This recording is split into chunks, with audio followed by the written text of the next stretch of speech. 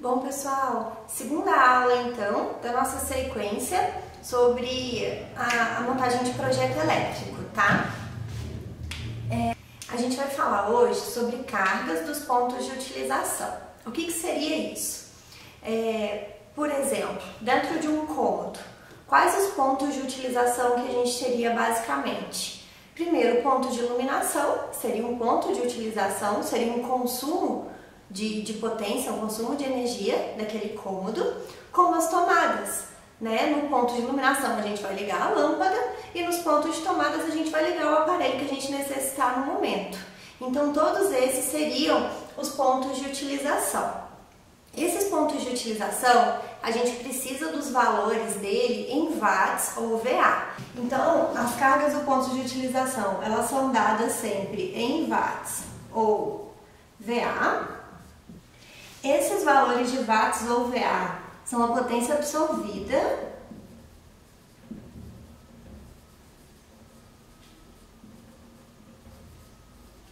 e a gente tem opções. Ou a gente já conhece o equipamento que vai ser instalado, então a gente vai lá e olha nas especificações, então a gente olha atrás, né, ou na plaquinha onde tiver as informações de potência do aparelho. E quando a gente não sabe ainda, tipo, você está construindo a casa, mas ainda não comprou os equipamentos que vão ser instalados, ou é para um trabalho para uma construtora, você não sabe nem quem vai morar ali para fazer a utilização dos equipamentos, né? Então a gente pode olhar em tabelas também. Olha um valor aí de médio a máximo, sempre no caso de escolher um valor para montar aquela instalação, para a gente calcular depois, sempre joga um pouquinho para mais como margem de segurança. Então essa potência ela pode ser lida na placa de identificação do aparelho ou pegar algum valor na internet, e caso não tenha o valor, a gente pode calcular também. A gente pode fazer o cálculo da tensão nominal vezes a corrente nominal vezes o fator de potência. Caso tenha rendimento, informação do rendimento vezes o rendimento também. Então, isso para o geral, tá?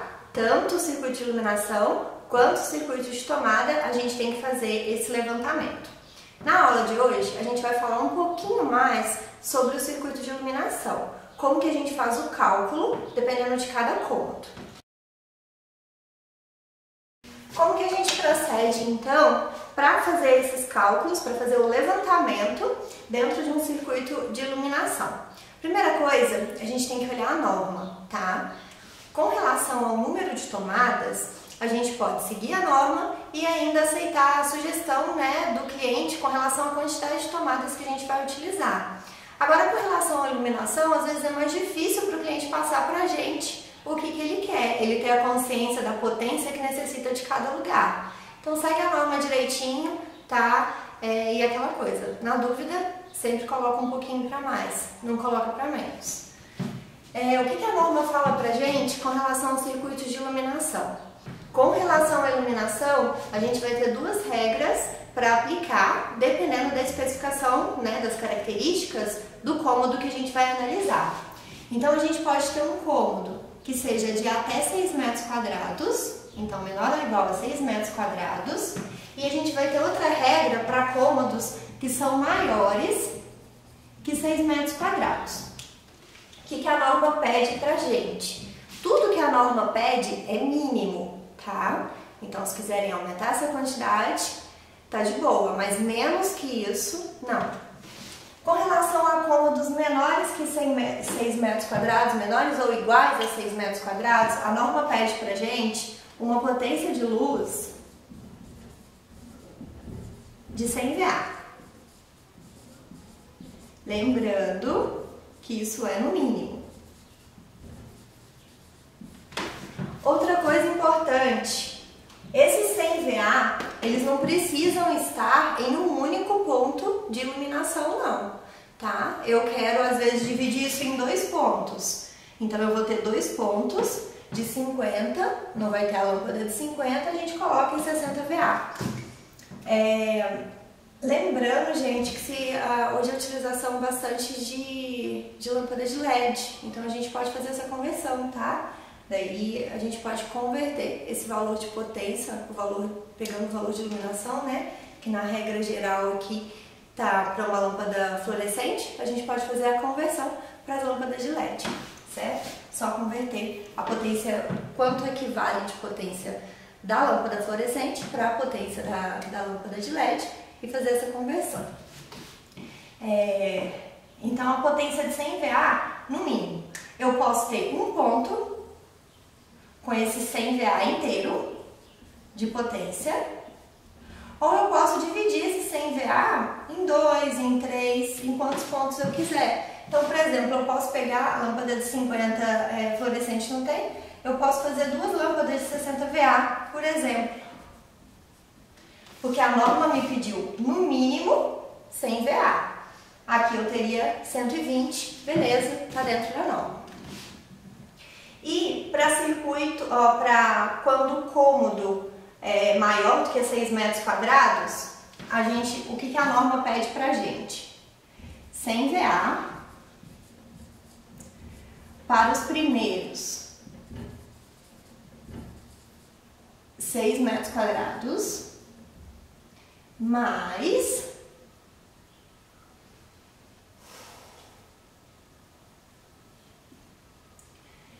60 VA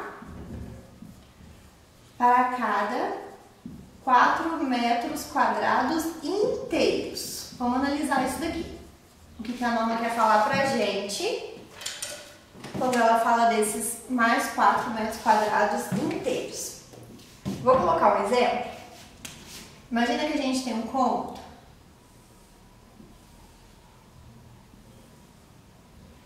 de 3 metros por 3 metros, tá? Cômodo quadrado de 3 por 3. Qual vai ser a área desse cômodo? A área é igual 3 vezes 3, 9 metros quadrados. Primeira coisa que a gente vê, não encaixa na primeira regra. A primeira regra é menor ou igual a 6. Aqui são 9 metros quadrados, então não encaixa. Eu vou ter que utilizar a segunda regra. O que a segunda regra fala pra gente? 100 VA para os primeiros 6 metros quadrados. Então eu tenho um valor total de 9 metros quadrados. Vou tirar primeiro esse aqui, ó, 6 metros quadrados primeiro. Então, eu consegui tirar 6 metros quadrados? Consegui, né? De 9 eu consigo tirar 6. Então, para esses 6 metros quadrados, eu coloco 100 VA de potência de luz. O que sobrou para mim? 3 metros quadrados. Eu consigo 4 metros quadrados inteiros? Não, eu só tenho 3. Então, o que a norma pede para mim? Esse mínimo de 100 VA, tá? Pela norma. Daí vai a questão do bom senso. É um ambiente que às vezes precisa de mais iluminação, então a gente aumenta, porque o que a norma pede é valor mínimo. É um ambiente que vai precisar ficar com uma iluminação mais aconchegante, eu não preciso aumentar essa quantidade de VA, posso manter os 100 VA, tá? Então isso vai do bom senso e às vezes do desejo do cliente. Um segundo exemplo.